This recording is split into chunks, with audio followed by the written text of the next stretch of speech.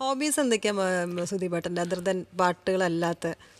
Hobby എന്ന് പറഞ്ഞാൽ എനിക്ക് റീഡിംഗ് ആണ് എനിക്ക് ഇഷ്ടമുള്ള അച്ഛൻ നല്ലൊരു വായന അച്ഛനെ എഴുത്തും വായനയും അച്ഛൻ്റെ പുസ്തകങ്ങൾ പ്രസിദ്ധീകരിച്ചിട്ടുണ്ട്, ഒരുപാട് പുസ്തകങ്ങൾ പ്രസിദ്ധീകരിച്ചിട്ടുണ്ട്.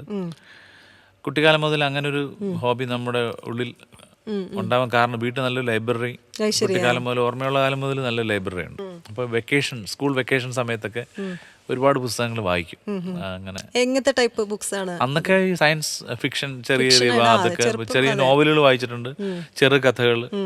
പിന്നെ ഈ അന്നത്തെ എനിക്ക് 5ാം ക്ലാസ്സിൽ 6ലൊക്കെ പഠിക്കുമ്പോഴാണ് ഈ പഞ്ചതന്ത്രമൊക്കെ വായിക്കുന്നത്. അങ്ങനെയുള്ള കഥകൾ, കുട്ടി കഥകൾ. പിന്നെ ഈ റഷ്യൻ പുസ്തകങ്ങളൊക്കെ അക്കാലത്ത് ആ സമയത്ത് സോവിയറ്റ് യൂണിയൻ ആയിരുന്നല്ലോ. സോവിയറ്റ് യൂണിയനിൽ നിന്ന് കുറേ ബുക്സ് ഇങ്ങോട്ട് എക്സ്ചേഞ്ച് ഉണ്ട്, എന്താ കൾച്ചറൽ എക്സ്ചേഞ്ചിന്റെ ഭാഗമായിരുന്നു എനിക്ക് തോന്നുന്നു. ഒരുപാട് പുസ്തകങ്ങൾ കിട്ടുമായിരുന്നു, നല്ല ബൈൻഡിങ്, കാണാനൊക്കെ നല്ല ഭംഗിയുള്ള പുസ്തകങ്ങൾ വരുമായിരുന്നു, റഷ്യൻ ബുക്സ്. അപ്പോൾ ആന്റോൺ ചെക്കോ അങ്ങനെയൊക്കെ ആളുടെ നോവലുകൾ, ആരുടെയൊക്കെ റൈറ്റേഴ്സിന്റെ പേരൊക്കെ മറന്നുപോയി. അങ്ങനെ വായിക്കുന്ന ഒരു സ്കൂൾ കാലം ഉണ്ടായിരുന്നു.